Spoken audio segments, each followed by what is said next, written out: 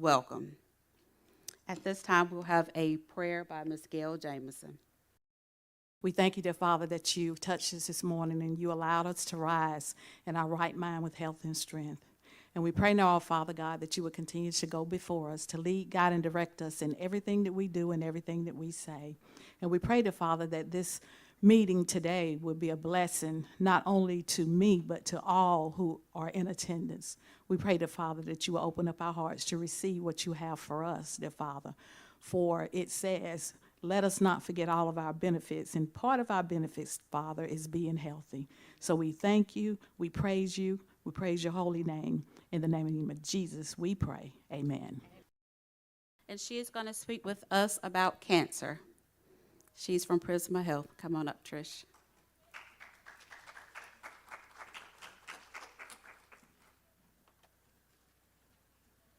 Good afternoon, everybody. Thank you for having me. So I am Patricia Wilson. I work for the Center for Integrative Oncology and Survivorship at the Ferris Road Cancer Institute Prisma Health office. I am the survivorship nurse navigator for the Prevent Cancer Greenville study. Prevent Cancer Greenville study is a study for cancer prevention. Let me see a show of hands. How many of you have ever been touched by cancer for yourself or any of your family members or friends? Raise your hands. And just take a look around. Take a look around at how many hands are raised in the audience. So if you could have an effect on yourself to prevent cancer, wouldn't you want to do that first before getting that diagnosis? So what our goal is, and what I do in our prevention department over at Greenville Health Prisma Cancer Institute, is I counsel participants on ways that they can prevent cancer through lifestyle habits and behaviors, such as nutrition, diet, exercise, exposures, family history of cancer.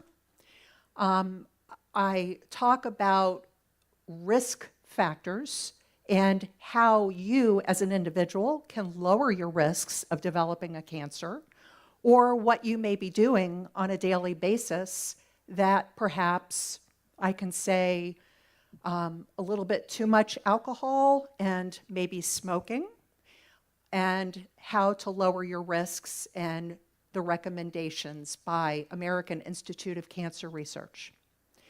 So what I'm going to talk about first, and you can put up the first slide, please.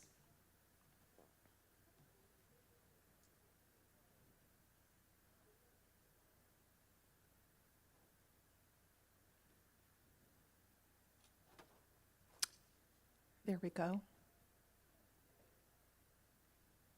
Okay, next slide. I'm going to turn around because I'm still a little bit challenged with my eyesight here. So, Prevent Cancer Greenville study began enrollment in 2018. We have over 1,200 participants enrolled in our study.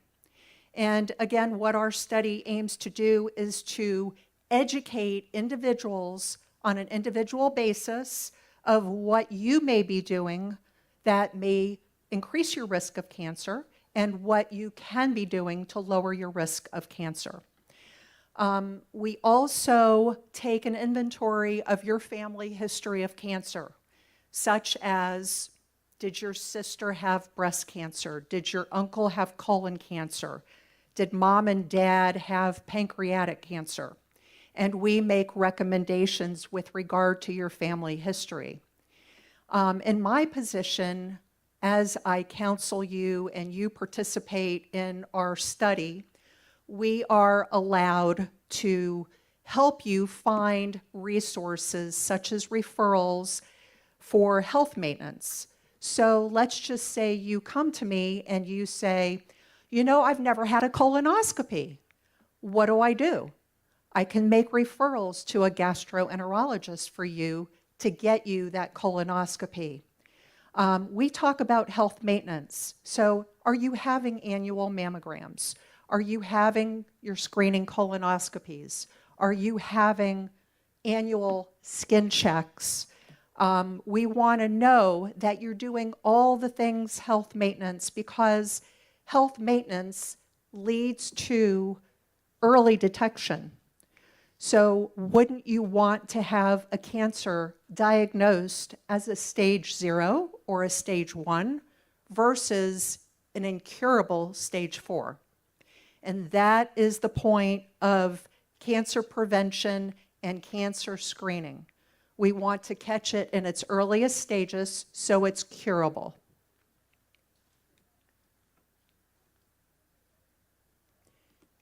In our study visit, besides cancer prevention education, we ask our participants to donate a couple of specimens of blood, urine, and a cheek swab.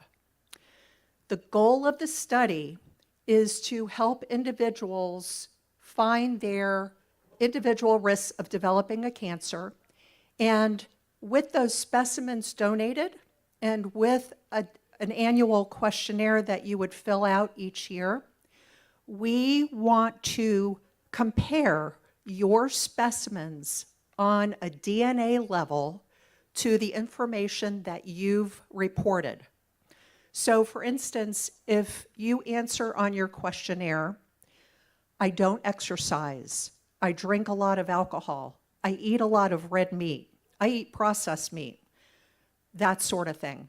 We want to see from a DNA level what the damage to your DNA is in accordance to what you answered on your questionnaire. We want to find out at a research level what can make a cancer start growing at its very earliest stages from a DNA level before it ever gets a chance to turn into one tiny cell. So that is the aim of our project. The next thing in the visit that we do is give you what's called a body composition. Body composition is where we stand you on a scale, we get your weight, we get your height, we get your waist measurement, and then we stand you on another little machine that actually measures how much muscle you have in your body, how much fat mass you have in your body, and we look at that as a whole to see, because muscle and fat actually play a role in a cancer developing.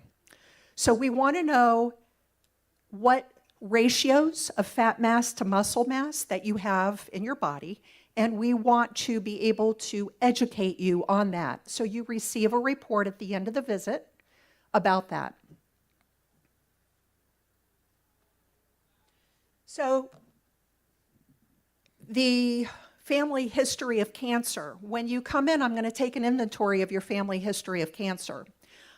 If you report to me that you have a heavy family history of XYZ cancer, be it colon, breast, lung, ovarian, we are going to give you a referral to the genetic counselor so you can talk to the genetic counselor about your family history of cancer. And if the genetic counselor finds that you meet certain guidelines to have genetic testing, you'll be able to consent to that. It's totally up to you whether you want to do that, but the importance of genetic testing and counseling is to know what individual risks you may have on a genetic level, that if you have it, chances are your children have it because you share 50% of your DNA with your children. So we provide that also, an opportunity to have that done. Next slide, please.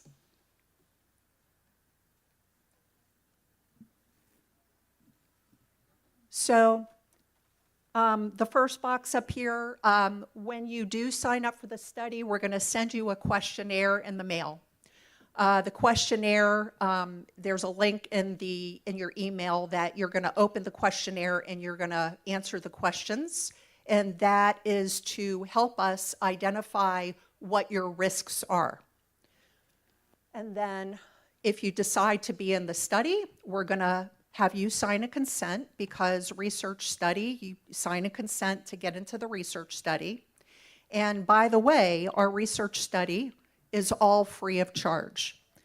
My time with you, my research coordinator's time with you, the blood specimen, cheek swab, urine specimen that you donate to the study, that is completely, that draw from the lab technician is all free. So my time with you is all free, and thanks to Prisma Health, we have a very strong philanthropy department that funds this program. So these are basically what I just told you about, the parts of the research study that we do. And you can go to the next slide, please. So the cancer risks that we're going to talk about are alcohol, red meat, processed meat, lack of exercise, or being sedentary, tobacco, if you smoke, or even oral smokeless tobacco, and even exposures. A lot of people living in the upstate for many, many years, when the buildings were very old, have had their share of asbestos. If you have lived in the upstate all your years, you might live in a house that has a well or has never been tested for radon. So we actually assess during the study visit for that. Okay, next slide. So with regard to the family history of cancer, there's a couple of different cancers that we look out for. And the first one is going to be breast cancer. We want to know that you guys are going, you ladies, sorry, are going for your mammograms. We want to know that you are breast cancer aware, that you're doing your own self breast exams, that you're seeing your primary care physician or your gynecologist once a year, and you're actually having breast exams by them. With family history of ovarian cancer, that is a very strong one for you to be aware of, especially from a genetic level. And with family history of ovarian cancer, I would most likely recommend that you see a genetic counselor for that. The importance of knowing whether you have a genetic mutation in relationship to ovarian cancer is that you could actually do something about that from a female standpoint, and to be tested by a gynecologist and have tumor markers drawn. You can have a hysterectomy to remove the risk and remove your ovaries. So there are things to do, that you're able to do for ovarian risk. Family history of pancreatic cancer.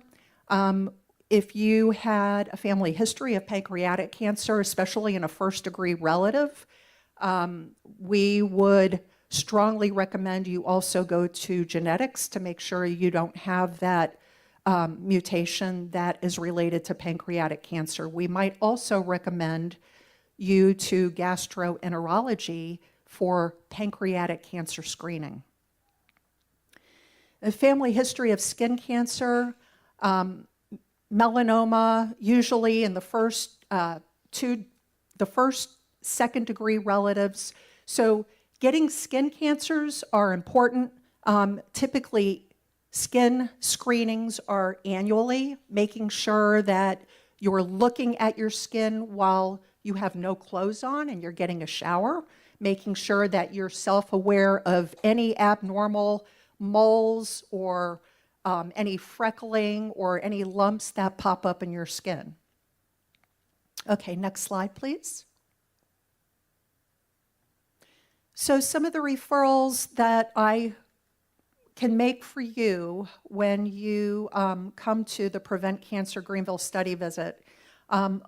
Believe it or not, a lot of people who come and see me do not have a family physician or a primary care physician. That really is important because family physicians, primary care physicians, they're the orchestrator of your health care. They're the ones that are keeping you in line, telling you you're due for this, you're due for your mammogram, you're due for your colonoscopy. So if you do not have a primary health physician, recommendations is that you have one and you see them annually.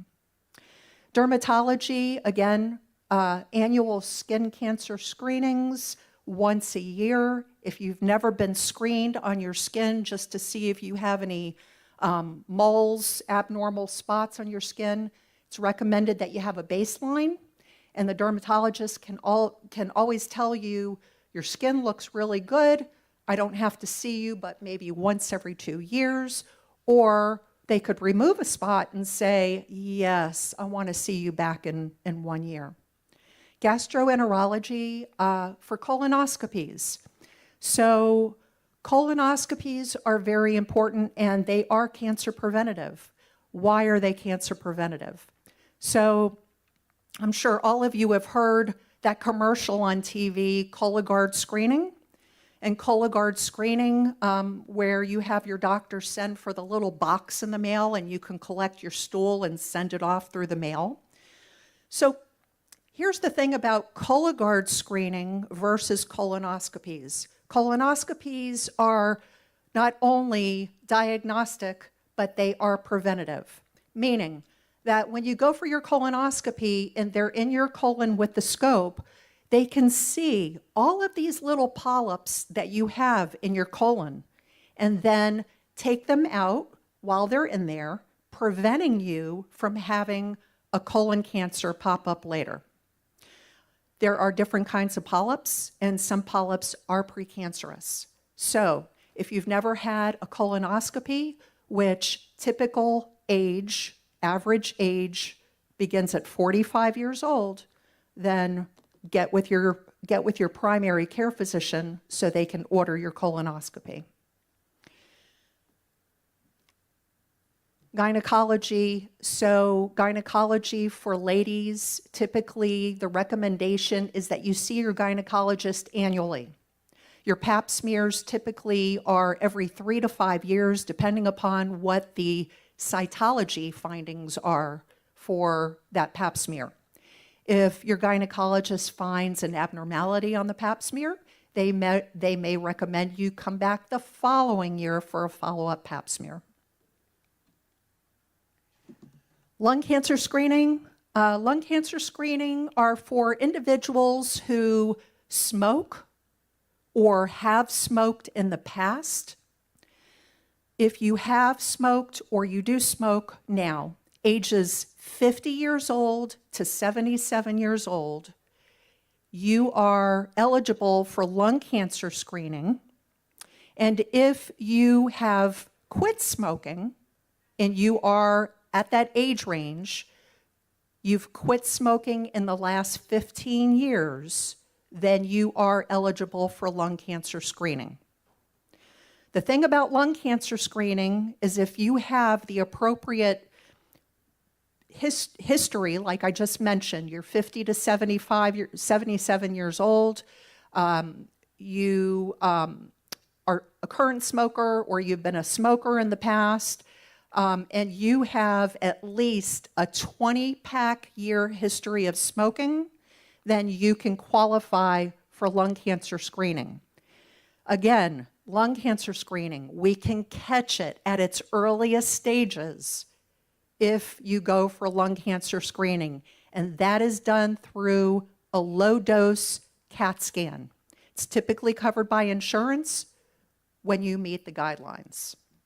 So again, if somebody is sitting in front of me in my research study, I'm identifying all of these risk factors and I'm making the appropriate referrals, and I can make the referral to pulmonology to get a person to lung cancer screening. In my department, CIOS, we do a lot of prevention. It's the second box on the bottom. We're in the Center for Integrative Oncology and Survivorship. We do a lot of prevention, breast cancer prevention, nutrition, and exercise navigation. If any of you have felt that you were at high risk for breast cancer, our department handles that. You can be seen by a nurse practitioner. They will do all of your, thank you.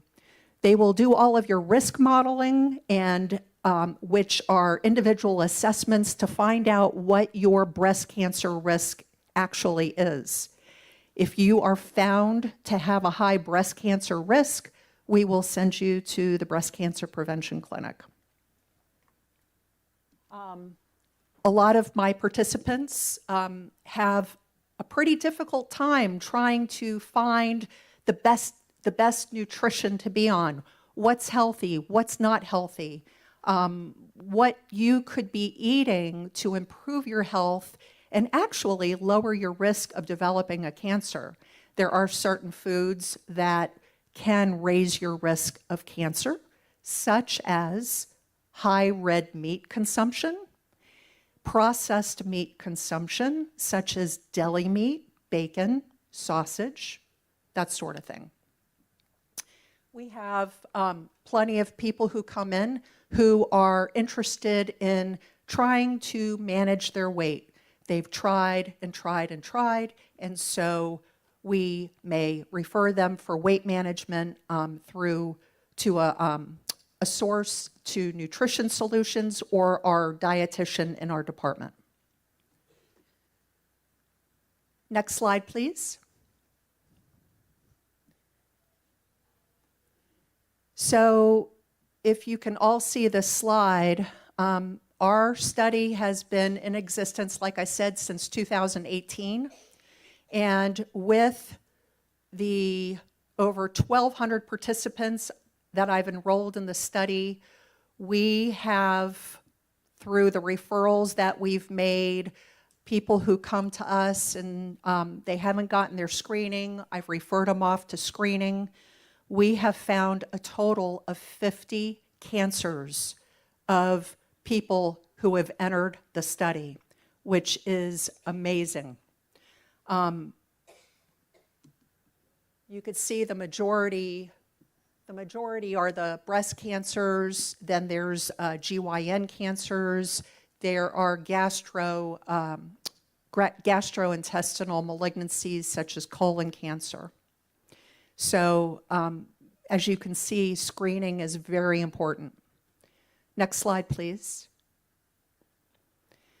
So the bottom line is getting a hold of your health habits and adding quality to your health habits, whether it be diet, exercise, your health maintenance, getting to your primary care physician and just seeking out and taking care of yourself is the most important thing, because quality of your habits dictates the quality of your life. And I think that's it. If you are interested in the study, I've got some information up here. Information is on the slide. Also, how you can get a hold of me. Also, my research coordinator, Rachel Ziegler. So she does all the scheduling for our study. And I've got information and sign-up sheets up here if you guys are interested in any of us explaining more to you on the phone. And I've got some cancer prevention handouts here. Thank you.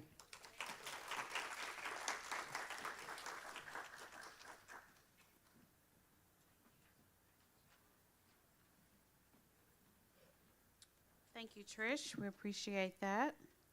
Next, we have Veteran Support Services, Vet Forward, and Pam Adams Singleton.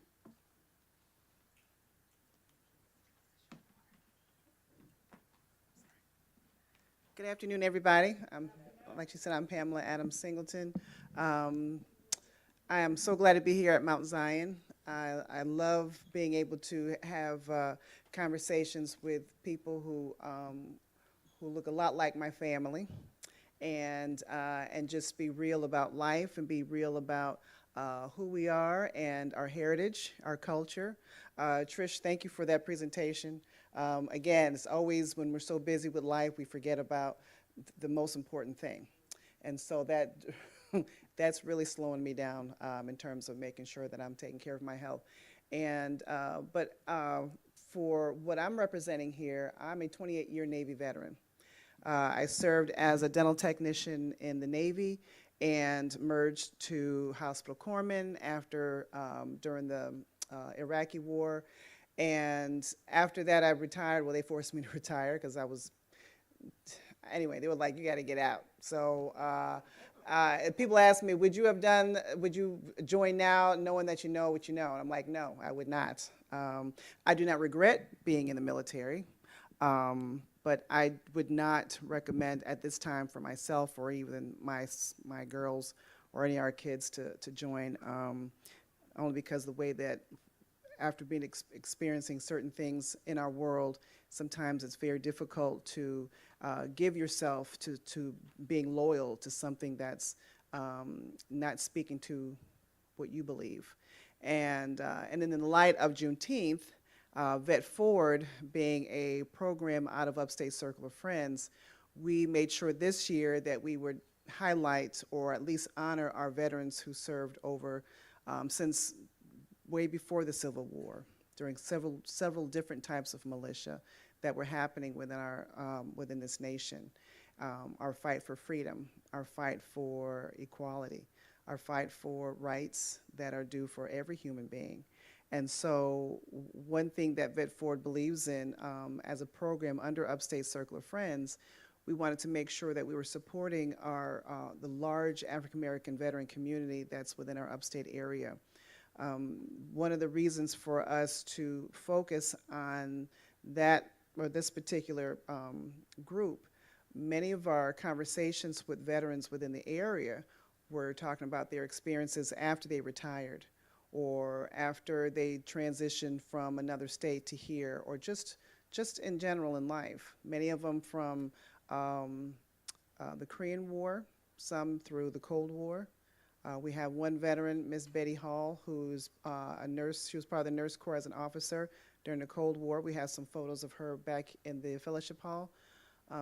And through the Vietnam vets, and then every other war after that. We realize that the conversation is the same, is that they're not being heard. And when they're sitting down and they're talking about their experiences when they served, the majority of the conversation is, and this is what I got to when I got ready to go home from Kuwait. They're like, there's two doors. One door says, you have to go through medical, you got to demob, you got to go through all the paperwork and everything. And the other one is, if you got some issues, stay and get them figured out, or you can go home.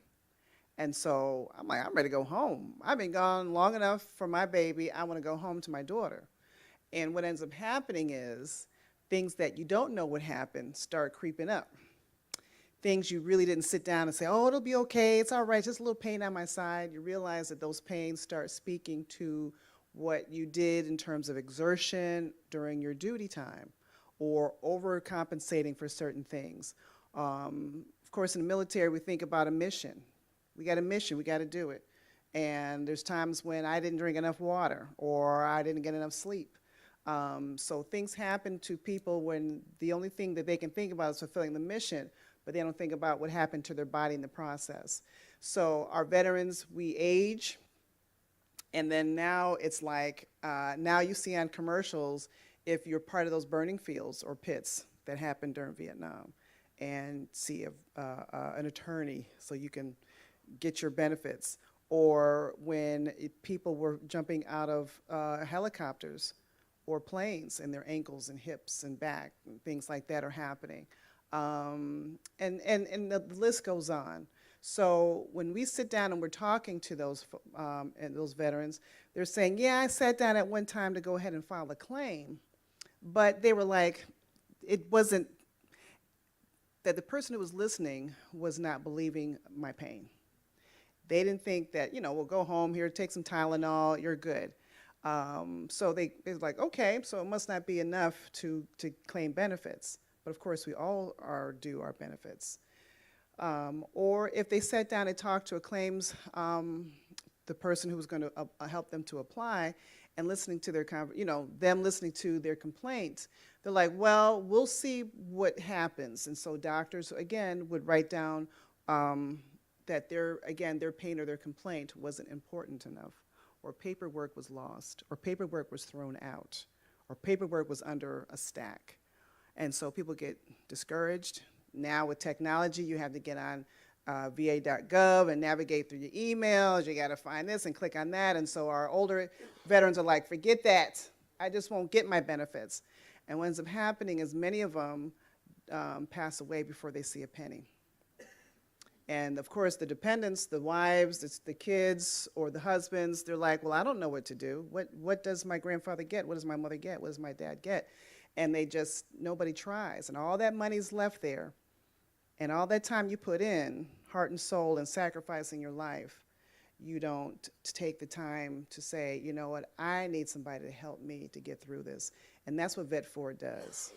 We are not that person who says, okay, we're gonna listen to your issue, and we're gonna pass you off onto somebody else, and then we let you go. No, we do a certain part where we bring that spouse in, whose husband, like recently, a young lady, her husband passed away, and he was suffering from a lot. And as a caregiver, she was suffering a lot as well. And when he passed away, she had no idea what to do with the paperwork. We get children whose parents pass away, and we're like, I don't know what to do with this paperwork. I don't even know where to start. I don't even know where it is. So we, with our collective partnerships with other agencies, say, okay, we're going to make sure that she first has a safe place to talk about this. If she needs to cry, if she needs to go bananas, whatever it is, come on into our office over there at Upstate Circle of Friends in our Vet Forward Resource Center and tell us what's going on. And we're just patient. After that, we get our partnerships and we say, okay, so we're going to give you Ms. Joan. We're going to make sure that Ms. Joan is going to get the right information, or at least we know that the process to get Ms. Joan what she needs gets to her. And we're patient enough to be able to help people with that. Of course, there's all these other issues that are happening as well. So our mission, again, with our House Representative, Wendell Jones, who is representative over District 25, he is on the committee with the Military and Veteran Affairs at the state level. And he says, I want to make sure that our folks know how to get themselves through these issues and know that they're supported. We don't want to leave any money on the table, right? So especially if you know that you can be a certain percentage written in terms of your disability, and that's extra money in your pocket that you don't have to try to figure out, well, what if I had another $150 a month to pay a bill, or to go towards food, or go towards transportation, whatever that might be. And then talk to your dependents and say, I want to leave this money, or I can give this education benefit because I'm not going to go to school. I want you to have my GI Bill or my education benefits. So all this is happening at the same time. I don't care what time of the century that your family member has served, it would be the best thing for you to do to contact us and to sit down and say, so what is it that I need to know? What we do is we have events, or you can come in on a daily basis and say, I just need to be educated. So we like to educate ourselves or educate other people on their benefits. Our partnerships with housing, financial literacy, job readiness, mental health, housing claims, all that stuff. Our people are making sure, we make sure that those partnerships are going to do the due diligence. They're going to do the right thing because we're going to make sure that they get what they need to get. We're also a connection point with SC Works. So if someone lives, say, in Fountain Inn, and they don't want to go all the way into Greenville, or even if it's after hours for someone to go to SC Works for job readiness, to help with resume building, to check email, whatever it might be, they can come to our Vet Forward even after hours and say, I need some help making that transition, or I got some grandkids who are at this working age. I need to connect them to somebody who's going to sit down and help them through that process of next steps for them for school or for jobs. So we do that as well, not just the veteran themselves, but the whole family. We also have a farm at Upstate Circle of Friends. So we're big on growing our own food. And our veterans, we're, again, helping them. There's wonderful veterans that are down here in Lawrence County that have large farms, but we want to make sure we're feeding ourselves. And of course, the way that food is ridiculously increasing, I tell you, it's almost like I have to close my eyes every time I see the total. And then we stop buying certain things that we know that are good for us, because we know that maybe grapes or cucumbers or something's gotten to be a little bit higher. So we compensate, or we don't get those healthy choices. But if you're saying that I want to grow something in my backyard, I'm going to get a 5-gallon bucket, I'm going to put some dirt in there, some seed, I'm going to see what happens. Then we help to support you in that too, okay? Last year we had so many collard greens, I tell you, we didn't know what to do with them, which is always a good thing. Calcium has got all that beautiful stuff in there. Daily needs. So if you know a veteran who's dealing with some daily issues, like they need shampoo, so, you know, hygiene items, if they need help with getting around their house where there's some structural issues that need to be taken care of, a ramp, a door being widened, or things like that, some ADA changes, you can contact us. Like I said, we have some great partnerships that helps with making those renovations to someone's home. If you just need somebody to talk to. So of course our mental health part is huge. 22 veterans, it's reported, take their lives daily. And you know, there's already alarming issues with suicide within our Black community. But also with our veteran community, there's issues that a lot of them cannot deal or just kind of process, because some of it is transitioning with life. Some of it is PTSD. You know, it's many things. And if they don't have a person to be able to talk to about those things, because there's a sense of pride, or they don't feel like they're important, we provide our facility to be that quiet place and that very secure and safe place to be able to talk about those issues. Medication, of course, all of that. And we don't talk about the medication part, but we connect you with those individuals who help to do medication management, which is huge, especially taking the stigma of mental health out of our brains and say, you know what, I thought my sister needed a little bit of help, just did not know what type of help that was. So we have great events, what we call MWR. So who's military in here? Raise your hand. All right, how many Army people we got? Okay, it's okay. Wasn't the best choice I know at the time for you, but it was okay. Right? How many Navy people we have here? Of course. See, the smarter people, right? It's a whole nother level. People like, I didn't want to go to Navy because you had to learn how to swim. I saw a lot of women in my boot camp who were set back because they had to learn how to swim. But they did it. They didn't go home. They just had to learn how to swim and float. They did it. So we got good Navy, great. And then how many Marines we have? See, they're probably out in the heat, probably right now in the middle of the heat, just sitting there not knowing what to do. I love our Marines because I had to work with them a lot, in the Navy, and our Air Force. No Air Force? They're probably sitting somewhere drinking a pina colada. Flip-flops on in a hammock with a nice fan. That's what they're doing. And Coast Guard? It's hard to mention Coast Guard, but I am. And then the last one is our new one. Anybody what our last Armed Force branch is now? Space Force. Well, that's like a cartoon, but it's a real thing. No Space Force. Okay. But yes, Navy are amazing people. We're total smart and total clowns at the same time. We are. But anytime anyone wants to volunteer with Vet Forward, I have my contact information back here. If you know that there's a family member or a friend or a member of the church or in your community, doesn't matter. If you want to refer them to us, please do so. We're happy-go-lucky people. If you know any military person, they are do or die. You know what I'm saying? We go over and above. And we're going to make sure, again, because I'm a volunteer, I do not get paid to do what I do. I get paid in terms of the heart and the service that I want to give to other people. That's where I get my happiness from. We also have some other items back there. Again, in celebration of Juneteenth, we had a program on Thursday where we celebrated our Civil War veterans back in the day. Of course, our enslaved Africans who were freed during that time, and the women who fought. I mean, the women who held the plantation down, the women who had to hold the family while the men were fighting. Now that they're free, what's going on? You know what I'm saying?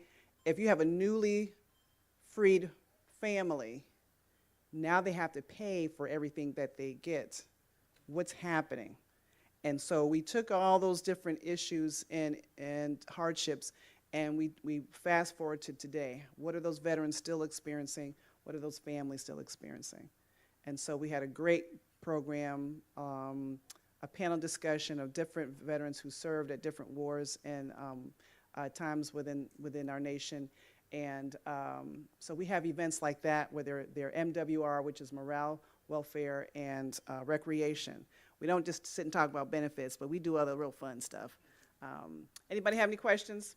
If you have any, I am, again, back here shortly, and then I'll be leaving. But I'll leave our information here, and thank you for your time.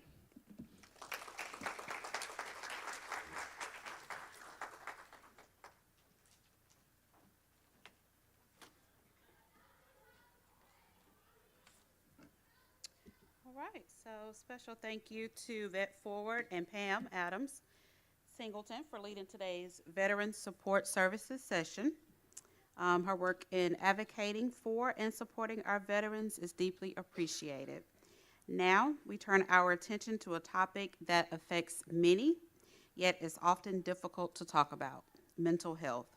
It is our honor to welcome Dr. Jaquinda Jackson for the session Mental Health Matters.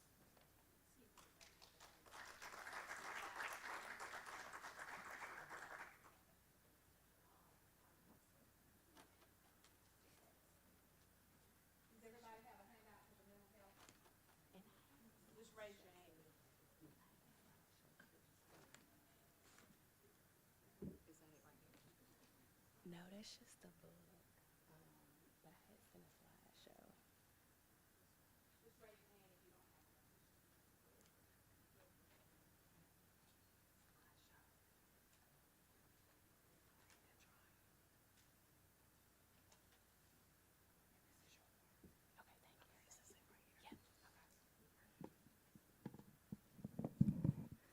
Good afternoon. I am Dr. Jackson, but here I am, Jaquinda, amongst family.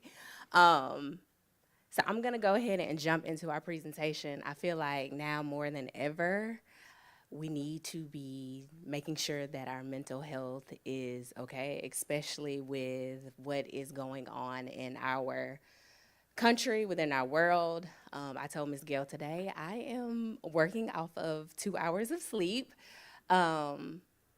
because of what's going on in our world, and making sure that families, military families are okay and they have what they need, as you know, we don't know what is to come in the next few days.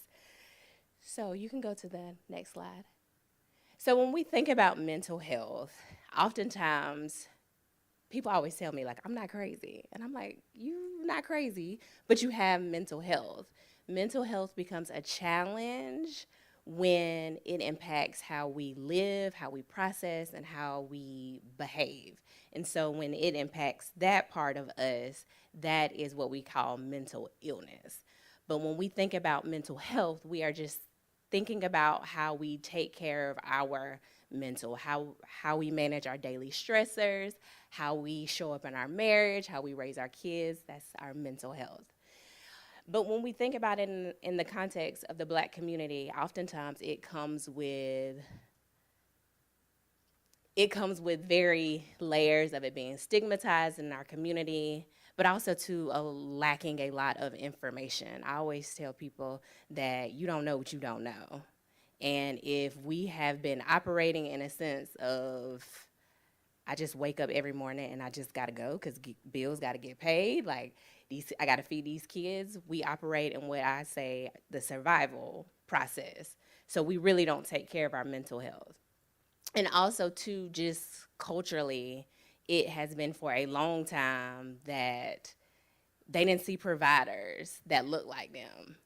As a doctor in mental health with a psychology degree, I am only 2 psychologists in the state of South Carolina.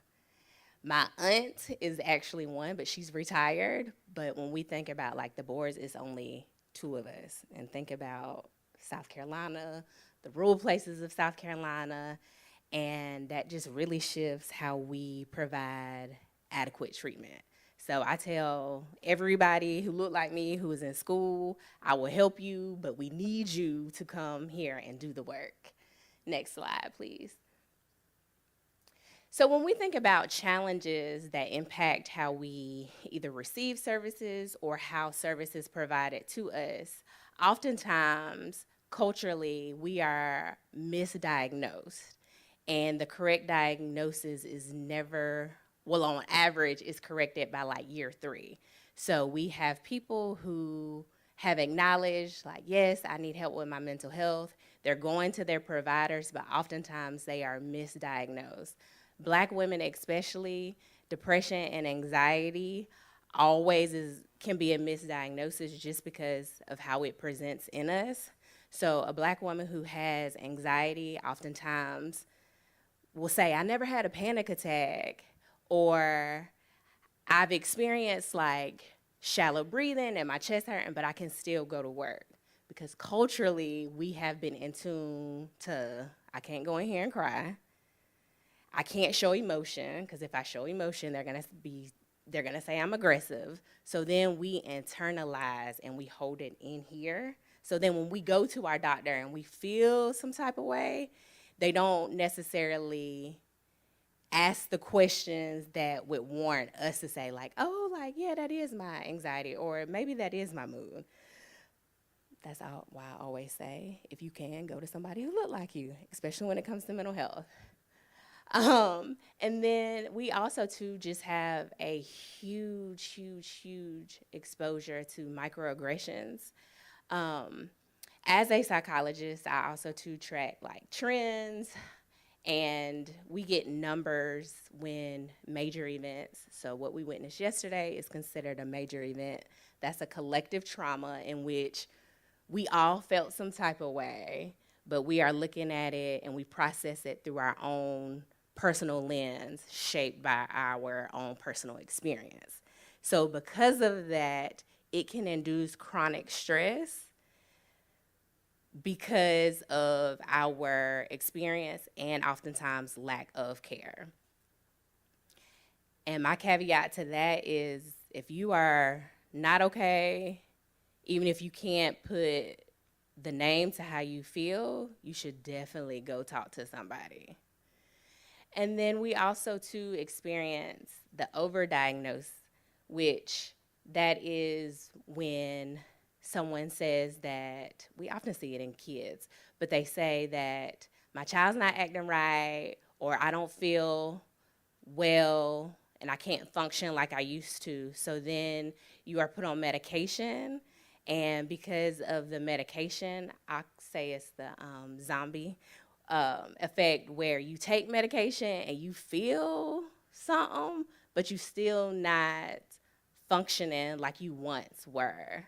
That can also too hinder challenges when it comes to mental health, because oftentimes people start taking the medicine and they don't like how it makes them feel, so then they don't ever go back again. I encourage, go back, have conversations, and advocate for yourself. Next slide, please. And when we think about accessing treatment, right now we are in what we call an overload, where social media has a huge impact on our mental health. And it used to be a time, like when I was growing up, we didn't have social media.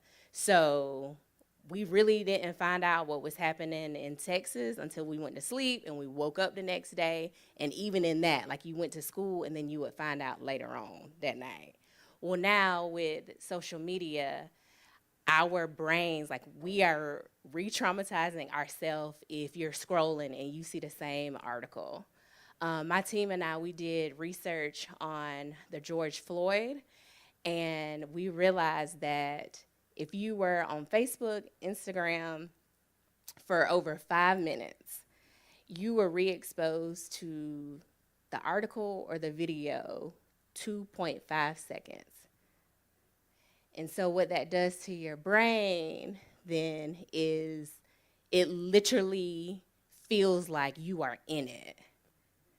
And because of that, if you don't have the skills to process through it, then your body can go to extremely like anxiety emotions where you are experiencing the same type of trauma as somebody who witnessed it. And so I'm grateful for this opportunity because I tell people all the time, when we think about barriers to mental health, part of us reaching and destigmatizing mental health starts in the church. Because we've grown up with, you know, what happens in this house stays in this house.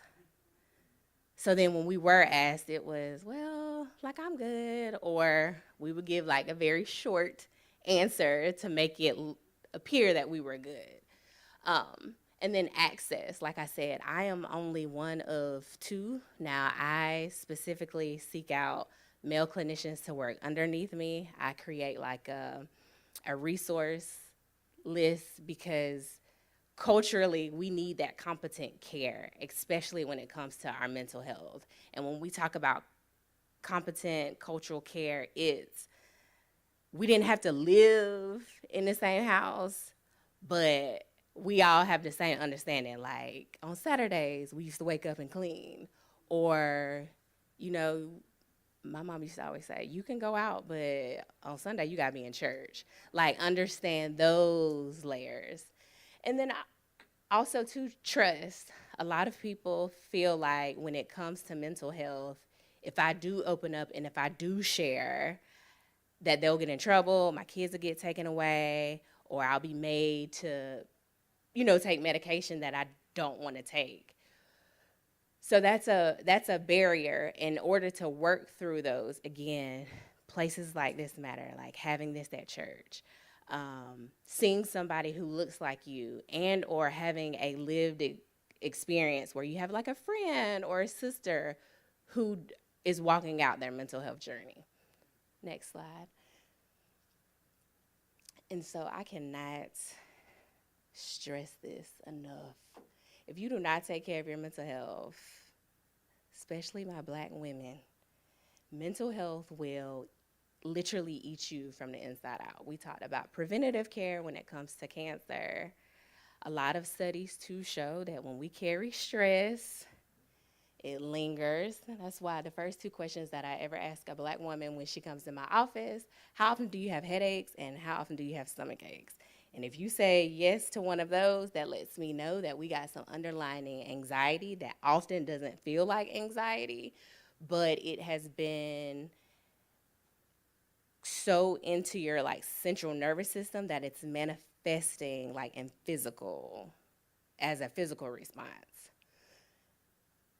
And then this is the largest, like we just seen an increase in suicide amongst Black people.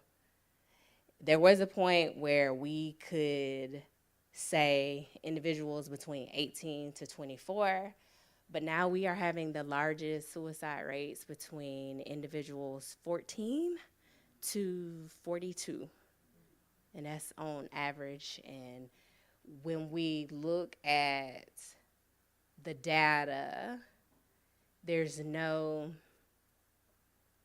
really no correlation, which as a mental health clinician, lets me know that there is so much work to be done, and the microaggressions that we experience is just so heavy now that we really need the tools now more than ever to process through what we are dealing with, not only as a society, but as individuals. And the last impact is chronic stress, which I kind of talked about at the beginning, but high blood pressure. Research even shows for women who have like thyroid disease that's linked to early trauma. And I had this case like 2 weeks ago, but chronic strep throat or just chronic like colds means that your your central nervous system is impacted, that it cannot fight off anything. And so people will go to the doctor, they'll get tests done, and they'll say like, my tests are good, my doctor can't find anything. And then I'll look at them dead in their eye and I'm like, tell me about life. Tell me about your last week. And then oftentimes as we are talking, it's like, dang, like that is a lot. And so you really don't think about all that you carry until you make space for your mental health. And as a mental health therapist, I just say it's always good to have somebody who doesn't know you, but can create the space for you so that you can just talk and let it out. Next slide, please. And so what does it look like to heal? Part of it is just coming to events like this, normalizing the conversations about mental wellness. People are oftentimes ask me about like my kids because we do like these Monday videos. But the reality of it is I just want them to start being able to normalize like how they feel. And I'm very clear, like you can feel some type of way, but I'm still gonna make you do. But being able to express themselves. And I strongly encourage just supporting Black mental health professionals because in this field, like, it's hard. A lot of the research now that clinicians that are coming behind me is the research that we did, meaning when I was in school, there was literally no quality research on Black mental health. The only thing that we had was Tuskegee, and we know about Tuskegee. So a lot of what we are doing is really new, but we are working very hard to show that Black people can be shown in the research. And then church is my cornerstone as far as doing the work, but also to being grounded in my spiritual faith. My clients often tell me, like, you helped me a lot, and I'm so thankful for you, but in my office, I always let them know it's me and Jesus, like, because I be calling on the Holy Spirit, because I don't have all of the answers, and I'm very transparent in that, but being grounded in faith, and to know that just because you are experiencing a mental health setback or emotional challenge setback doesn't mean God doesn't love you any less. And I say trauma is in the Bible.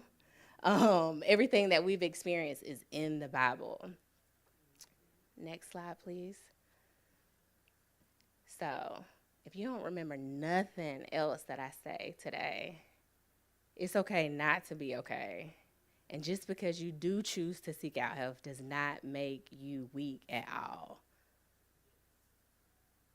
God calls us to have wisdom. I didn't say it, God said it. But taking care of yourself is your top priority. We have this saying in our house, if mama not okay, nobody is okay. If you're not okay, then what you do, how you show up, how you engage, you won't be your complete self. And then last but not least, we can't be silent.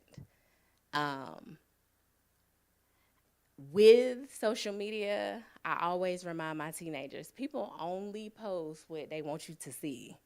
Nobody is posting the tears, nobody is posting, the setbacks. And we have to be very, very mindful of that, because we can get on social media or we can see people out and like, oh, like her life is so peaceful. You don't see the behind the scenes. And the reality of it is that we are all dealing with something. It's just how do you take care of yourself? How do you take care of what you are dealing with? So before I sit down, I am all about facts. So I gave everyone should have a handout.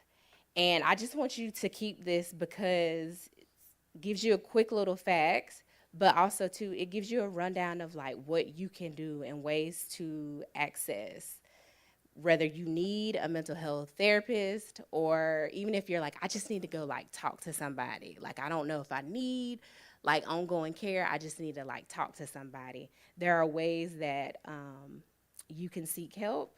And I like to say too, because of COVID, now you can do face-to-face or virtual, whichever one works for you. But yeah, so thank you. Thank you so much for your time. Oh, I'm sorry.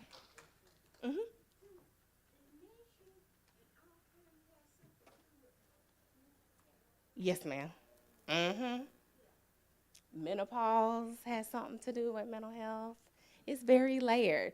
And we got to think too, like with life transitions, oftentimes what happens first, it starts in our mind. So thank you so much for that question.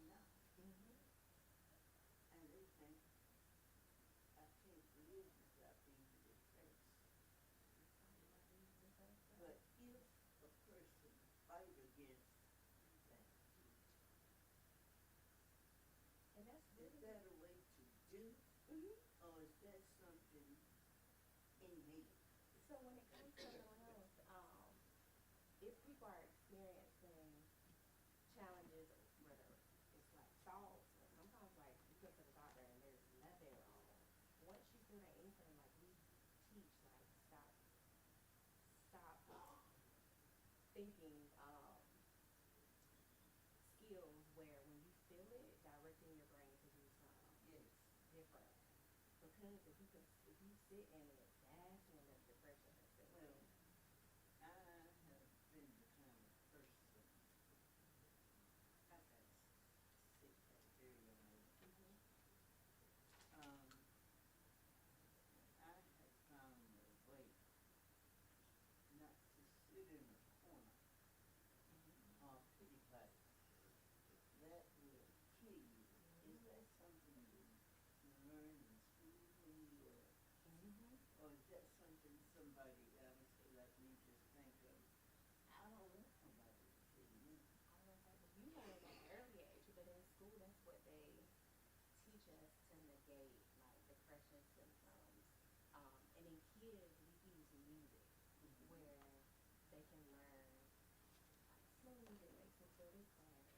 boundaries, it makes me feel that way. And that's how they learn to like manage their mood.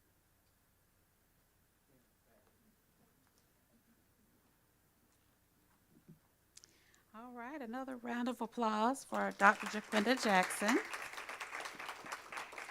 We want to sincerely thank her for leading such a meaningful and insightful session on mental health matters. Right, so next up, we have changed things up a bit. So now we have vaping and smoking, What Should You Know? And this will be presented by Stacey Ashmore.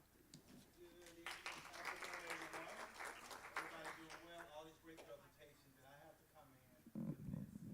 Whoa. You know, it's hard to follow something like that. But my name is Stacey Ashmore. I work with an agency called Just Say Something in Greenville, South Carolina. I've been working with them for about 30 years now. I go out and do a lot of intervention and prevention with our youth in the community. But one of the things that really touched my heart when I really started working there is about tobacco. I didn't know anything about tobacco education, but I'm asking a serious question. We in church now. You got to be honest, right? Got to be honest in the church, right? Amen. How many smokers in the house? We got one smoker. How many have smoked? Real quick, I'm going to go. How many years you smoked? How many years? You don't know? You were drinking, you were smoking. I like that. You're being honest. Anybody else? Yes, sir. 30 years. Woo! That's a long time. I'm going to be honest with you. One thing about tobacco education, y'all, we did not know. You did not know, honestly. Can anybody tell me how many chemicals in one cigarette?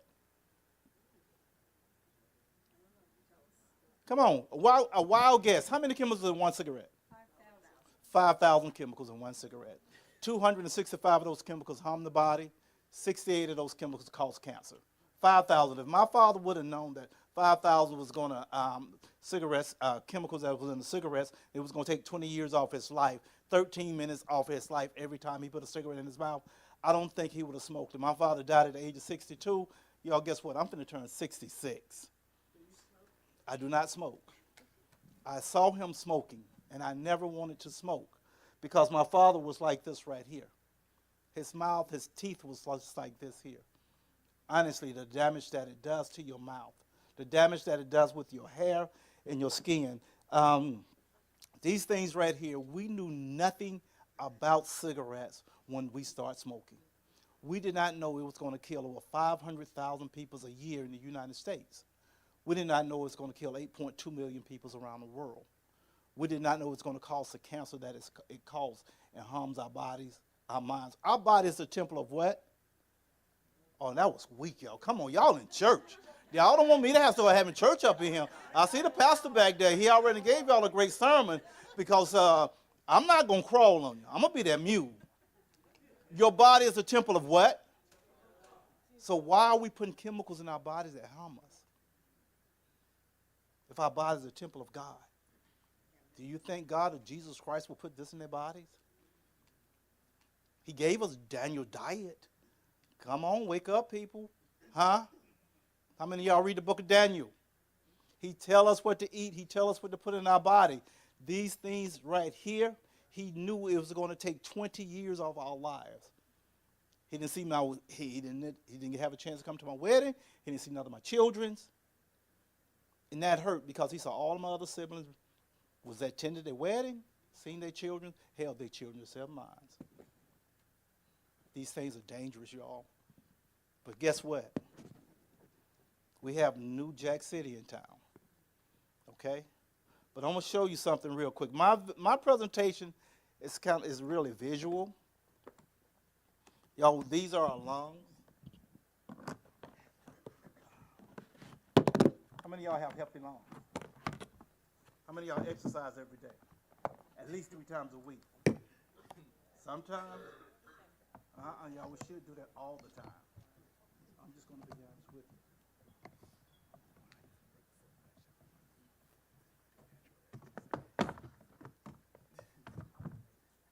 There's always the good and the bad. Can everybody see? These are your healthy lungs. Men's lungs are a little larger than the female lungs because, you know, y'all have the rib cage, y'all have to carry a child. So y'all lungs are a little smaller than men. So that's a main reason why y'all shouldn't smoke. This is your healthy lung. Now, my 30 year, my 20 year, my 25 year, I don't know. This right here is smoking one pack of cigarette every day for 7 years. Look how hard I have to work to keep it up. Air still in this one right here. This is the damage that you're doing to your body. It gets into your bloodstream. It alters your DNA. We don't realize that. Those chemicals in our body cause a lot of mental problems. I'm going to just be honest with you. I have a friend right now I play semi-pro football with. The doctor just last week gave him 6 months to live. He used to smoke a cigarette before he went on the field to play. For practice, he just smoked cigarettes after cigarettes after cigarettes. He's just a few years older than I. Now he has 6 months to live. Tobacco industry spend $100 million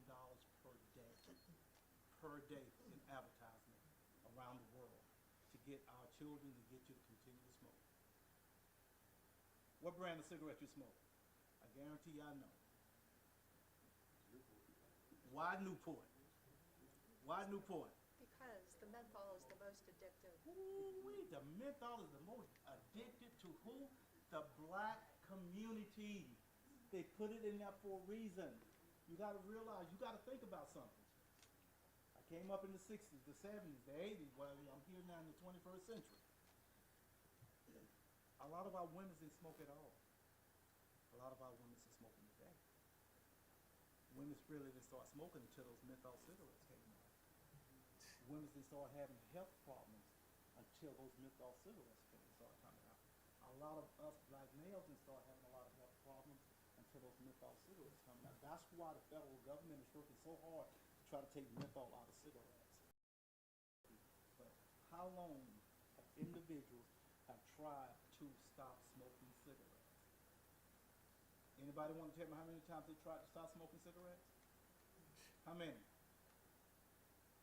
Numerous times, right? Yeah, I seen my father try it. Couldn't handle it. He got so nervous, the house his temper in the house was escalated. Gave him a cigarette, whoo, man, he was like, whoo, I needed that. So these things are dangerous. And guess what? Our children don't smoke, do they? Our children don't smoke, right? He said you don't know that. How many of y'all believe that? Like I was saying a few minutes ago, we have a new boy in town. It's called vaping. Everybody thinks this is safe and this. How many vape? How many vapors in the house? Anybody vape? Oh boy, you putting it. Ooh. You putting a plant base and a chemical base into your body, a chemical that's coming from China that we don't know anything about. Jeanette, read what's on my little box.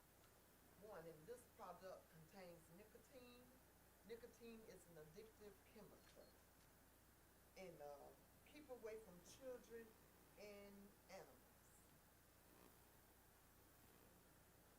Keep away from children and animals. Nicotine is addictive. They are telling you what this is. But they're not telling you the chemicals that's in this stuff that's going into your body. Do oil and water mix? Huh? Do you think an aerosol and blood mix? No. You want to have a chemical that's sitting on top of your blood, floating through your body, touching every major organ in your body, causing all kind of physical and mental damage that we know is going to alter your DNA. Now, you won't get paid. A best to start getting health insurance for your children or your grandchildren. Because they're putting something in their body that we don't even know nothing about. The pharmaceutical companies don't even know yet. The doctors will tell you they don't know much about this. My wife is a respiratory therapist. She's seeing collapsed lungs in 26 and 36-year-old young men. We just had a 26-year-old that died. He started vaping at the age of 16, both of his lungs collapsed. He had a double heart transplant down in Florida. He had he was Division I gymnast, got a scholarship, 4-year ride, 19 years old, fell off the beam, went to the hospital, couldn't breathe. Was bedridden from 19 to 26. He just died 3 days before Christmas, 2024. 26 years old. We don't know much about this. But go to Hillcrest High School, the middle school. I'm over there. It's a shame that I was doing a presentation for the school and only one parent showed up. This is the most parents we have been in front of. I thank you. I thank all y'all for inviting us in.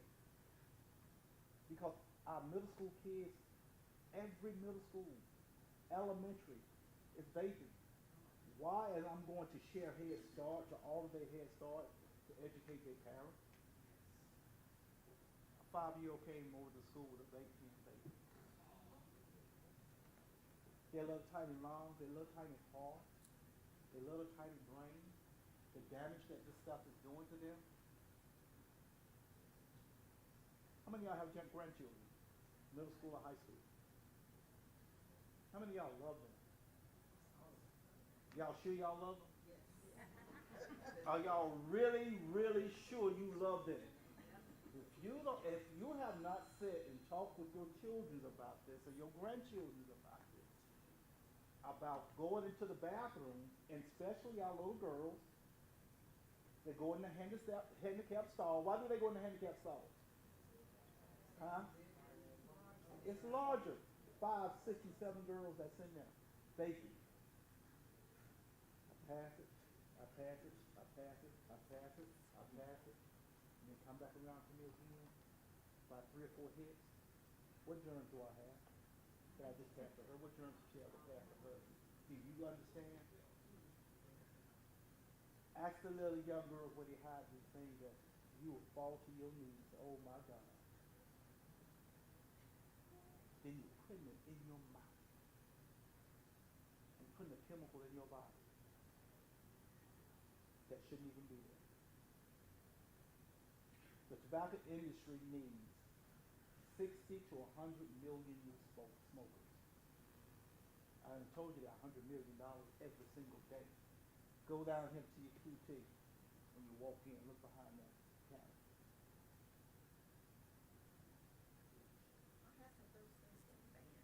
They're banned in India. They're banned in Europe, but they're not banned in. You got to think about the money that they.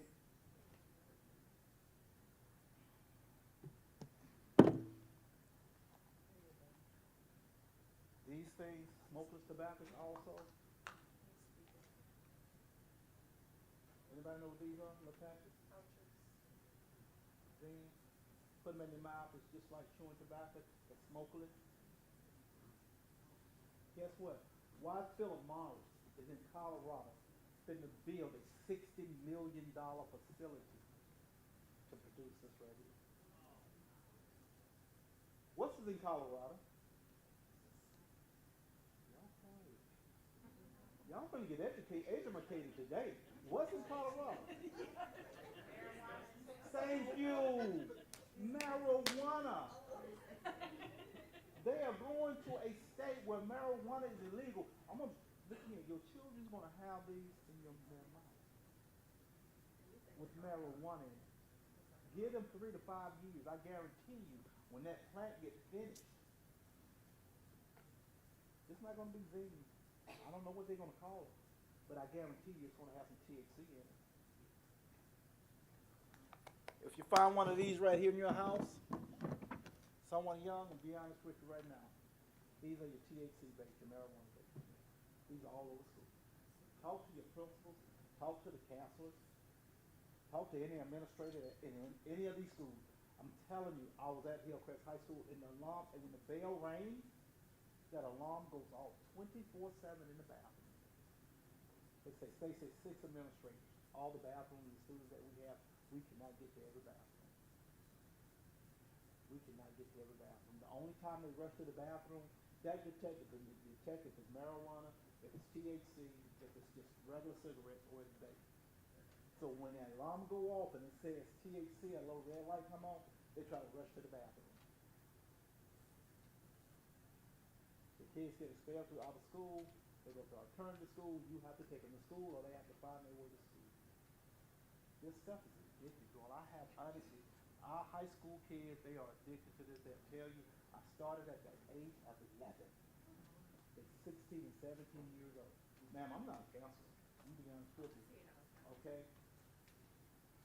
DJJ has referred so many kids and parents to me, to my office, to sit down and educate their kids about this stuff right here.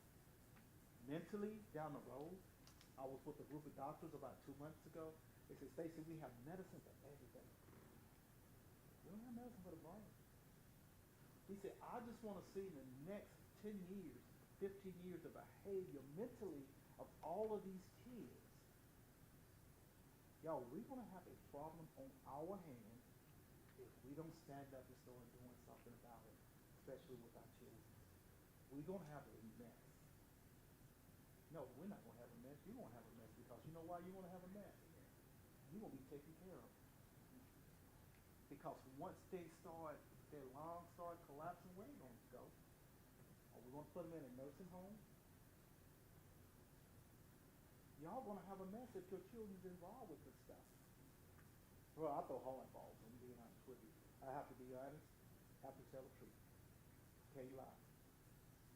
I got to stand in front of my Savior one day. He's going to say, Stacy, you did not tell the truth about this right here. So my presentation, I'm going to be straight up with you. It's going to take a lot of lives off you, a lot of days off your body. What's your primary method of really reaching the children and getting this information into the sources where it's really, I'm being honest, just tell the truth, how it's going to affect them. how you getting there? The schools, I'm in all, just about all the schools in William County that invite me. Well, you have the high school. Hey, I wouldn't, you know what, we're looking into a grant for Lawrence County right now. You'll probably start seeing me in Lawrence a great deal if that grant comes through. I will be in Lawrence. And also, we try to do like an early intervention program. Y'all, if y'all have a lot of small children in your church, do something with them. Invest your money in our children. We have started a little youth sports program with basketball, soccer, and flag football. And we're going to partner with Clemson University to try to start a track club for element from 5 years old to 12-year-olds. Get them out. Bring speakers in. Talk with those children. Let them know the dangers, the positive things that they need to do to be successful. Okay? We don't need no more Tuskegee, right? Okay? I went to Tuskegee. We don't need no more Tuskegee. Okay? Just about the whole East Coast was involved with that. All the health departments. Washington, D.C. with that Tuskegee study. I said earlier, we don't know much about this. Your children will be dedicated because they're going to have to experiment on someone. They do a lot of experimental drugs in the prison. They don't vote. They don't have vape pens in prison. So when your child gets sick, they're going to be experimenting with your children. All of these new type of drugs, and we do not know how that stuff is going to affect them. It may not be your children. It could be your next door. They see your children. What the girl say? Hey, your neighbors. It doesn't matter. I don't care if it's black, white, Hispanic, Jew, Gentile. They are all God's children. We are responsible for every last one of them. I'm telling you, we are. So I don't care who's in front of me. I'm going to be honest and tell you the truth.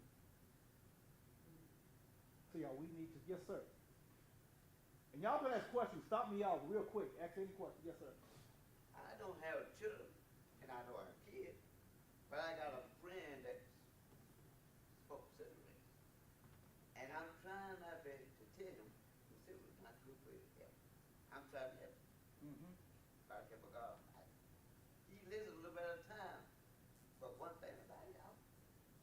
still gonna talk to him. There you go. Cause, you know, we got to learn to help one another. He thinking it's good for his body, but it's not. It's not good for his body. One day I was walking from a park, and he was just couldn't get his floor hand, but he couldn't get his breath. I believe you. You know what we're doing? Mm-hmm. Cigarette. Yeah. And I'm glad I'm here this to be. And I'm gonna tell my best to continue to talk to him. Yeah. Yeah. I'll pray for you, good friend of mine. And I spoke for a long time. I spoke. My government spoke, she spoke a pipe. She was chewing a vodka. Now, I'm gonna be honest. I spoke the pipe for 5 years. I spoke cigarette about 10 or 12 years. Cigarette. And I know it was getting my help. Going around, walking around, get my brother. Oh, God, I'm like, oh. But since I've been good for a long time. I praise the Lord. And I feel good. I can run, I can walk, and I do exercise every day. I go to an elite center in lungs. Yes. Yep, with old folks. And we got to walk, we do exercise every day. Exercise. We walk. Someone in a wheelchair. Listen, I'm telling you, if you're in a wheelchair, you might can't walk, you still can move something in that body. Yeah. Yeah, you still can move something in that body. Yeah. Thank you for all that Yeah, information. Don't give up on yourself. Yeah. I tell you, you might be in a wheelchair, can't walk, but you still can move your own something in your body. Not for yourself. Right? Right. Yeah, It's y'all, bad. I'm being honest It's with bad, you. but now you might think it's good, but it's bad. Look, and since I had quit that smoking that pipe for a long time, I feel good. Yeah. I walk every day. Nothing is good to go in your body Yeah, I that feel good. shouldn't be Yeah, thank you. to go into your body. Yes, ma'am. Stacy, I want to make a comment about the set of teeth that you have there. Yes. So everybody, and I want to say this, that when everybody goes to the dentist and you have your teeth cleaned every 6 months, 1 year, I want to point out that all of the damage that from when you're smoking or you're doing oral pouches like that, or smoking or dip pouches, loose leaf, that when you go to the dentist, make sure that that dentist is pulling on your tongue and moving it from side to side and checking for little white plaques in your mouth to show if you have an oral cancer.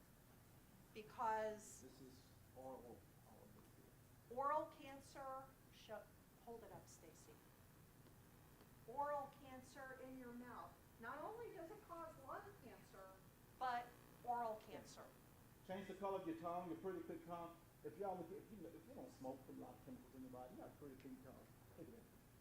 Anything that changes anything in your body is dangerous. And I'm glad you brought up about the teeth. Your kids are smoking these, using these vape pens, and have cavities, and those chemicals is getting down into that cavity and onto their gum. Y'all, this is gonna do so much damage to their gum, that nervous system. You're gonna be able to thump the side of their face and their teeth is gonna fall out. They do not know the damage. Y'all, excuse me. They do not know the damage that they are doing to themselves. These things is dangerous. I'm going to be honest with you. We know that our body system is perfect. Have I been perfect? No. But I lived in a community in Greenland, the southern side. I saw alcoholics. I saw needles in the arms, overdose. I saw all of that stuff at a very young age. I saw alcoholics walk down the street, urinated all of themselves. And honestly, 11 years old, I stood on my street, steps, putting on my metal skates. And I said, God, please, I don't want to grow up and be like that.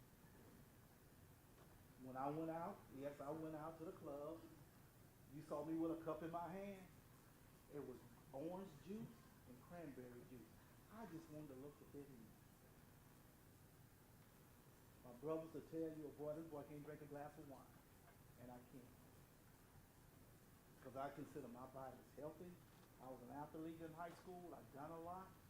And I did not, my mom always said, Stacy, Al, G. Don, Pete, we were the boys out of 7. Whatever you put in your body today, it's gonna hurt you tomorrow. When you're young, whatever you put in your body, how many young people are not with us today for putting something in their body that they shouldn't? Look at all of y'all around here now, 70s, 80s, see you're here, healthy, strong, putting the right thing in your body. I'm gonna be honest with you. And your diet will work. My sisters are vegans. I'm not no vegan or vegetarian, you know what I'm saying? We grew up, y'all may not believe us, we grew up in my family, my mother did not feed us meat. She was from the country. She was a sharecropper in Edgefield and moved to Greenwood. Okay? She did not feed us meat. The only meat we probably ate was some fish or chicken. That was it. I had my first piece of steak meat on a date at 22. Y'all, I'm gonna be honest, when I cut into that meat, I said, good Lord, what have I been missing? This stuff tastes good. But like you say, too much red meat. We didn't grow up eating meat. Never tasted pork. Hey, he laughed, I'm being honest with you. My mom said she went out to the smokehouse and pulled it and brought a piece of ham in the house. When they busted open, she had it wrapped in burlap and newspaper and burlap and newspaper, and saying when the maggots came out of it, that turned her stomach upside down. She said, I'm not feeding this to my children when she had kids. My sisters and brothers will tell you the same story. Don't let your children be fed by this right here. It's going to enslave them. When you have an addiction, can anybody tell me what addiction is? Seriously. You get hooked onto it. You'll do anything for it, right? People have robbed their own mama, broken their own family house and stole because of bad addiction. Why we want our children to be a part, to be enslaved? Talk with your kids. Talk with your grandchildren, your great-grandkids. Talk with some neighbor kids. Talk with some middle school or high school kids you don't even know. Is vaping in your school? Partner up with the school. If you're retired, especially a retired school teacher, go and talk with the principal. Can I come in and be able to just sit and talk with these kids? Y'all, they have no guidance. I'm going to be honest with you. I see it every single day. I go through about 5,000 kids every single year that I'm in front of. That's a year. Since vaping, I stopped counting. I'll tell you our newest addiction around here in the U.S. right now. Cell phone. Cell phone is, like she was said earlier, mentally, this is stuff that's going to mess with your health. You know, when you can't, at 26 years old, you can't walk, you can't move, you just sitting. See, she don't, I did her study. I'm a matter of fact, I think it's November, December I come back in. I believe so. Yeah. Where are you though? At Prisoner Health. Prisoner Health, Prisoner Health Hospital. the Cancer Institute, Okay. Ferris Road in Greenville. Brothers, don't be afraid to get scanned, man. So many entities. I'm gonna tell you. Yes. Sisters, don't be scared, go get, I'm telling you, I was at one time, I'm like, you know what? My father died of cancer. Let me go get myself checked out. I know it's heart disease on my mother's side, cancer on my father's side, high blood pressure, diabetes on both sides. Know your family's health. A lot of us, our kids don't even know that, because why kids don't know? Some of them will tell you, Mr. States, I don't know who my dad is. My dad, I don't know his family. That's what the children tell me. And I said, oh my goodness. I came up in the 60s, y'all, small. I knew my whole entire family on both sides. These kids today cannot tell you that. That's sad. That's why they get involved in things that they shouldn't. There's nothing wrong going to an elementary school if you're retired. talking with our kids, telling them stories. There's nothing wrong with it. Any questions? Y'all quiet. Y'all got quiet on me. Come on now. I need some feedback. What do you think? I have a question. Yes, ma'am. Have you handouts on this? I may have missed something, I'm not sure, but have you got information that I would need to get started with this? I'm not out there, What's so. the lady right here? So I have to find some evidence of what to do, you know, and. Oh, with vaping, you can just get in contact with me in my office. In your office? Yeah. Okay, I just wanna make sure I know where I'm headed and where I'm going, because a lot of times we think we know this and we don't. And you try to, you know, Y'all, this is new to our parents. We had a 13-year-old, 12-year-old was vaping in bed. And she burned her whole house down. She has third-degree burns on 70% of her body. These things have a battery in them. They're heated. She did not turn it down off. She had it up under her pillow. And the house caught fire. That's how dangerous these things are. And do not, whoever vape, throw these in a trash can in your home. All the gases that in the stuff that you're putting in that trash can, they can catch fire. Dump trucks, trash trucks have caught fire. Look it up online. Do not throw these in the trash can. I'm serious. please. Yes, ma'am. How dangerous is it to live with a smoker? How dangerous is Yes, the smoker? secondly, Secondhand smoke kills 58,000 people every year. And that's,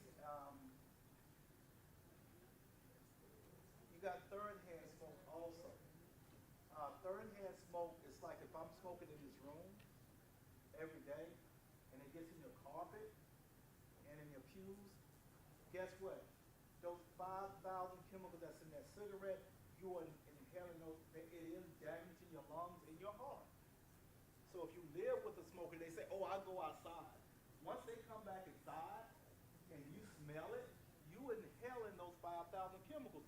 But people don't understand, when we fire up a cigarette, it turns from 5,000 to 7,000 chemicals that's in the air. Of the extra 2,000 chemicals in the smoke. It takes 10 to 13 puffs, right, to finish one cigarette. I want you to do the math. Let's see. This right here is a 5,000 puff vape pen.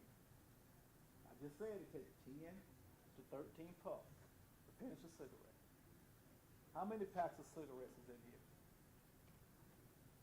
It takes 10, now we're going to break it down. 10 puffs per cigarette. That's 5,000 puffs here.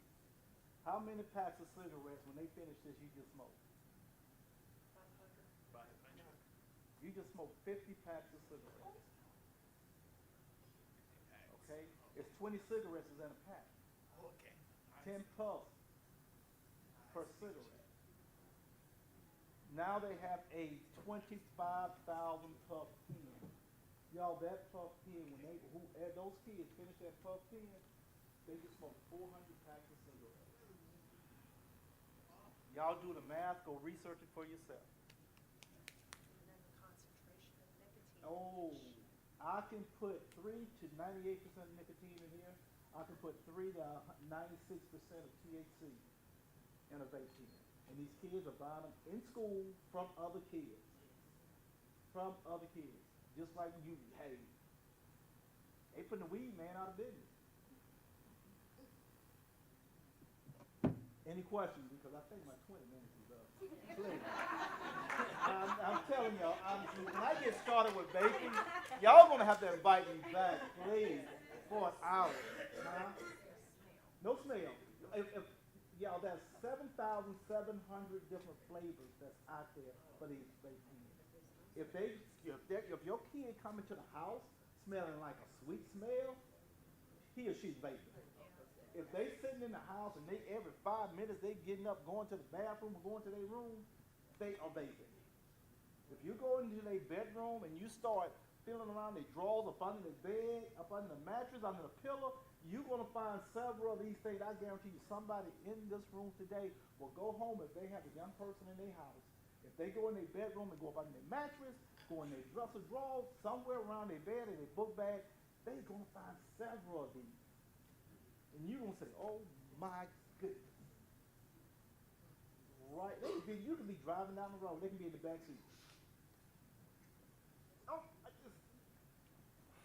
I didn't know it was on.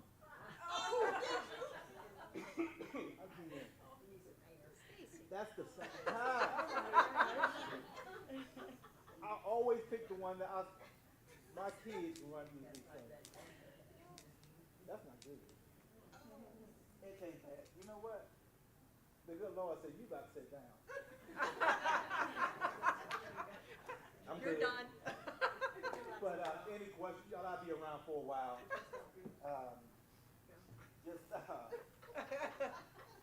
I have to go back to work and tell my group again. Turn these vape pens off.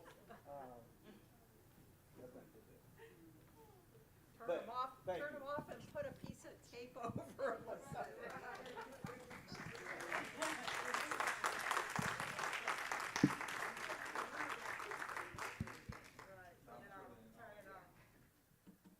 Okay, we give him another hand, and we just thanks for the information that we heard so far. And our next presenter will be Heather Johnson. She's from the Fountain Inn Rec Center, Fountain Inn Activity Center, and she's here to give us some pointers, and anyone feel like moving their bodies a little bit, because I know we've been sitting a while and probably hungry too. But she's going to show us a little pointers about get our bodies moving, because we need to do that. We've talked about health, mentally,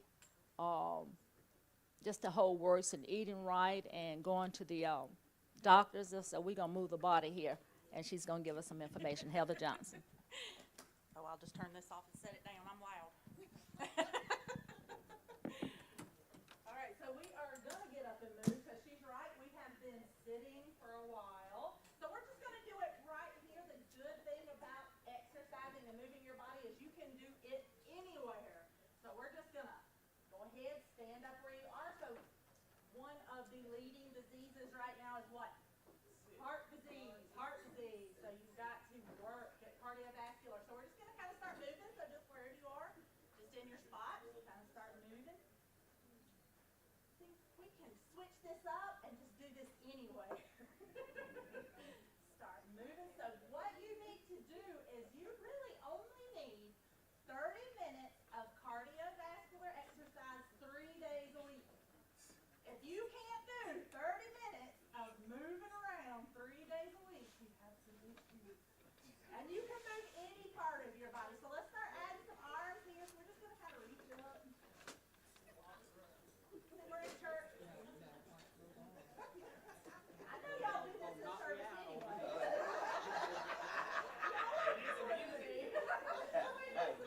That's right. Y'all get choir back here. We'll have a good time. There you go.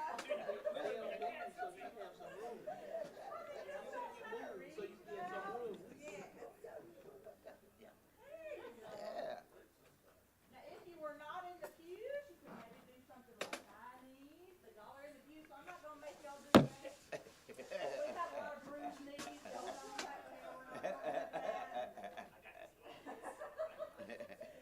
Yeah, just kind of, you got your heart rate just a little bit up by now, so you're gonna take hold of that pew that you have in front of you, and we're gonna do some squats.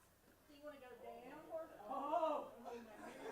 I said squats and I heard it.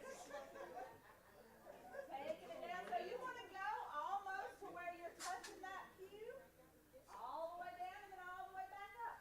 If you can let go of the pew in front of you, and use just your legs to get back up, try it. We earning that food truck food. Couple more. Let's start adding some arms. You can add arms to anything. So let's start taking those arms up. If you still need to hold on to the pew, what do? Hold on to the pew. That's right. Just a little bit longer. Couple more. And then let's just stand right up. Now take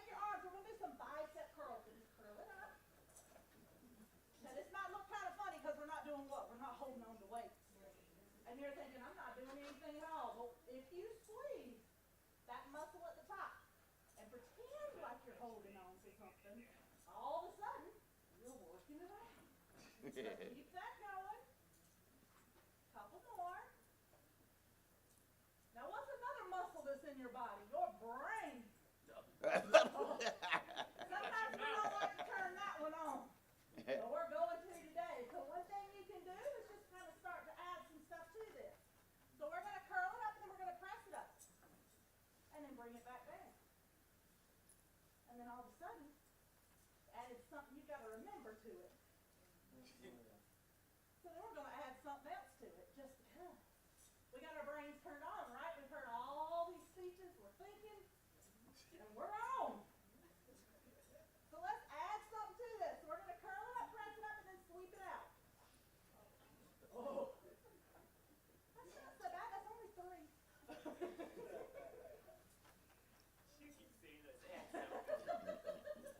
That's my favorite phrase. Let's head to it. You see, I'm a mathematician. When you say Oh, there add, you go. See? that's when you want to do with your brain, you see. I add, subtract, multiply, and divide. If you Now, can't let's add see if we something, can reverse it. So you're going to bring it up, and then down, and then do it 4. And then reverse it. Now you got to remember a lot. I always tell people when it gets to this point, don't really watch what I'm doing, because I'm probably going to mess it up. Couple more. And last time. And then let's start side to side again. So just stepping side to side.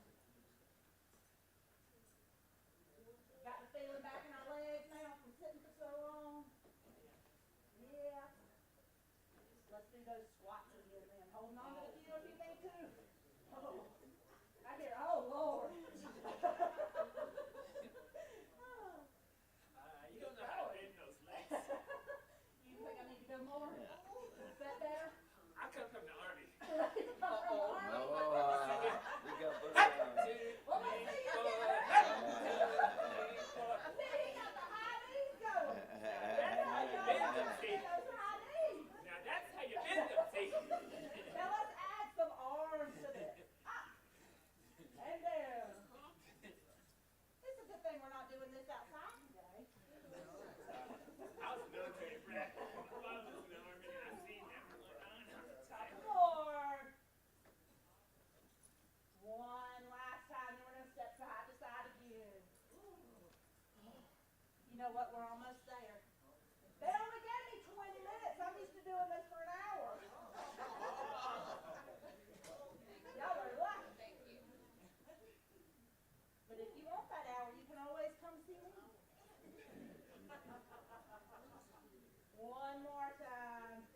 And hold it there. Let's take the right arm. You're going to reach it out. And then let's pull it over. Just hold it there. Very important to stretch. And let's take it up. We're going to do the other side the same way. Up and over.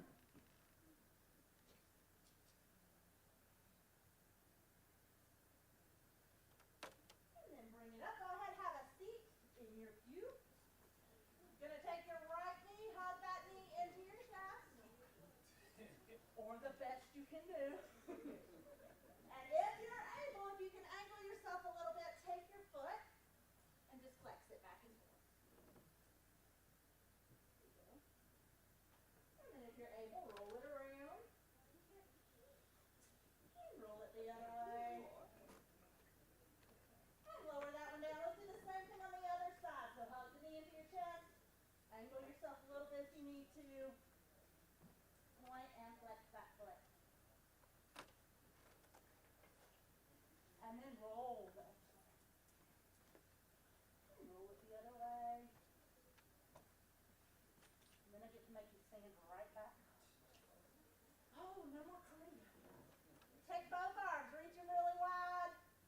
And then hug yourself with both arms. Just kind of add some movement there. So if anything feels tight, take it out.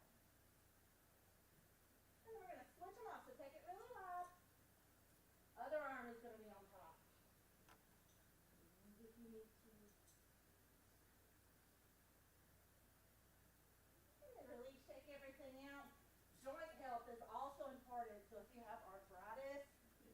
move through those joints.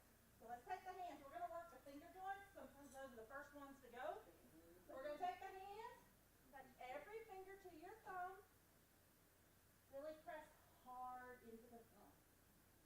Now these are things you can do while you're sitting there watching TV. You don't even have to be up and thinking about exercise. And then take both hands, you're going to open them as wide as you can, and then close them off as tight as you can.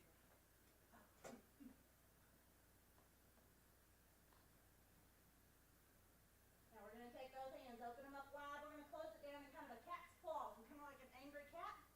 Close it down, open it back up.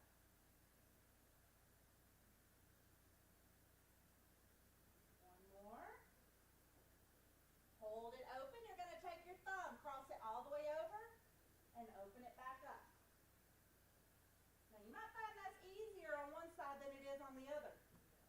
This means you're probably normal. Sorry. One more. Hold it up and roll your thumb. Roll it the other way. Nobody ever called you normal before. Take both hands. Roll the wrist. And roll it the other way. The wrist is another thing you really need to think about stretching out, especially if you work and you're at a computer all day. Getting your wrist. So let's stretch that out a little extra. So take your hand, hold it, palm facing up. You're going to grab hold of just your fingertips and gently pull them in. Just hold it. And then you're going to release. You're going to take your palm, flip it down this time. And then you're going to take your hand, cover the top of that hand, and gently pull down. You're stretching out the top of the wrist. Release, and then we're just going to roll that wrist. And roll it the other way. Do the same thing on the other side. So palm facing up, grab hold of the ends of the fingers. Gently pull down.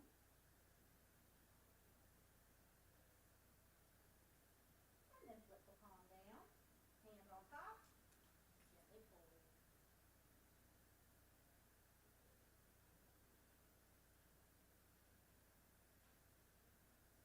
Release and then roll the wrist. Now you're going to take a big deep breath. Breathe in, hands come up. Blow it out. You're going to fold forward. If you can fold over the pew, put your hands on the pew in front of you, do it. If you're not even on a pew, you can go all the way to your feet. Just hold it there. Take another deep breath in, come all the way up. And let's do that again. Fold forward, hands on the pew in front of you. If you can, just hold it there.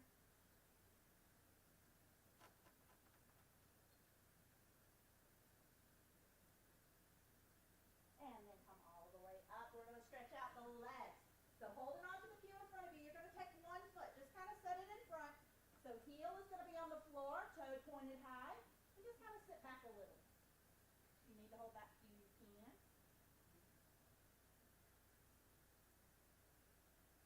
And then stand up, shake that leg out.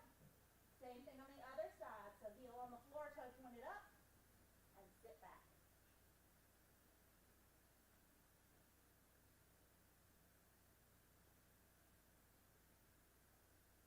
And then stand up nice and tall. Shake that one out. Big deep breath in. Coming down into what's called cactus arms. You're going to pull the arms back. Open up the chest. So look up.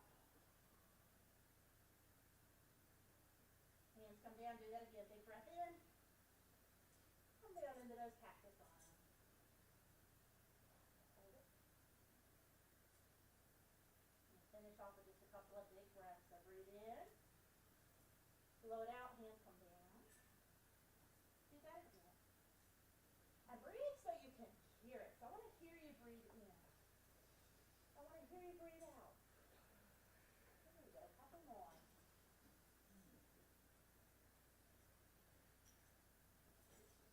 Let's do one more time. Breathe in. And blow it out. So that wasn't so terrible. That wasn't quite 30 minutes.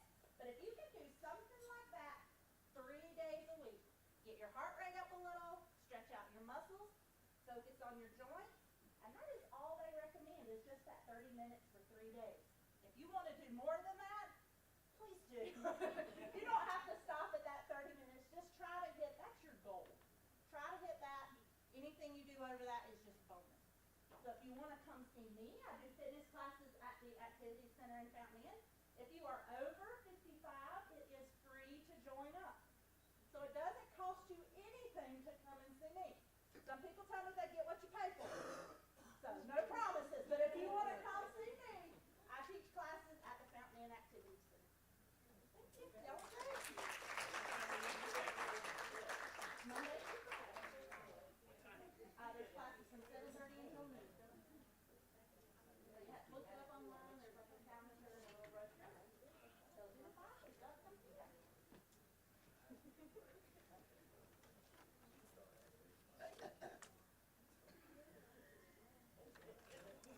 All right, so we want to give a thank you from the Mount Zion Baptist Church Health Ministry. On behalf of the Health Ministry, we want to extend our deepest thanks to everyone who made this 2025 Health Fair a success.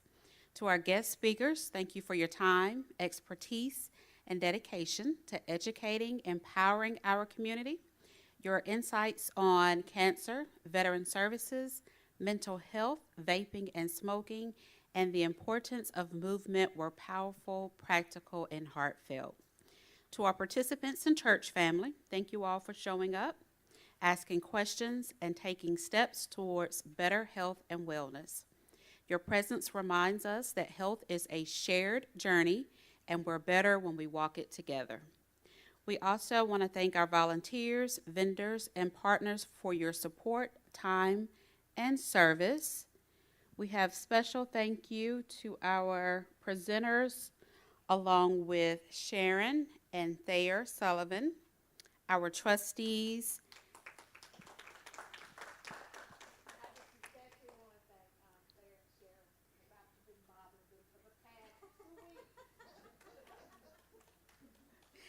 And as we move forward, may we continue to care for our bodies, minds, and spirits with intention, and may we never forget that wellness is a part of worship. Praise the Lord, my soul, and forget not all his benefits, who forgives all your sins and heals all your diseases. Psalms 103, 2-3. With gratitude, the Mount Zion Baptist Church Health Ministry. Let's eat. There are food trucks across in the picnic area. We have 2 separate food trucks. Anything else, Ms. Gail? All right. Well, thank you all so much. We appreciate it.